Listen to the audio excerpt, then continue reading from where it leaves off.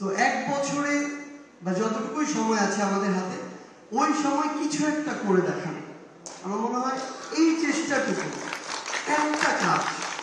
আমরা মনে করি আমাদের প্রায় 24-25 জন উপদেষ্টা একজন যদি একটা মন্ত্রণালয়ে একটা কাজ করেন যেটা ন্যাশনালি একটা পজিটিভ ইম্প্যাক্ট ক্রিয়েট করবে, এটা আমরা আমাদের সারা জীবন, আমাদেরকে যদি পরবর্তীতে এসে খুনি হাসিনা তার দোষর অন্য কোনো এজেন্ট এসে হত্যা করে ফেলা আমাদের বিন্দু মাত্র দুঃখ হবে না।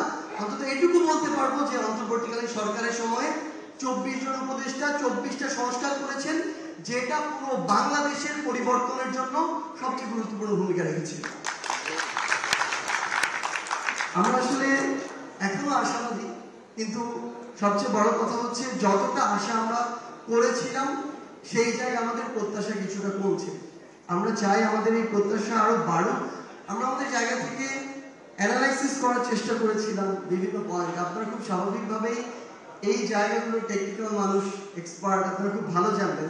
আমরা যতই চেষ্টা করি না কেন 2-4-7 দিন হয়তো সারফেস লেভেলের একটা আইডিয়া পাবো, বাট আমাদের জায়গা থেকে যেটা মনে হচ্ছে আমাদের এই বিজনেস সেক্টরে বা আমদানি রপ্তানির ক্ষেত্রে বড় বড় কিছু প্রতিষ্ঠান যেভাবে বিগত 16 বছর কিংবা তার আগেও এই বিষয়গুলোকে নিয়ন্ত্রণ করেছে, স্পেশালি আমাদের আমদানির জায়গাটা, এই জায়গা আমার মনে হয় আরেকটু ডিসেন্ট্রালাইজড হওয়া প্রয়োজন।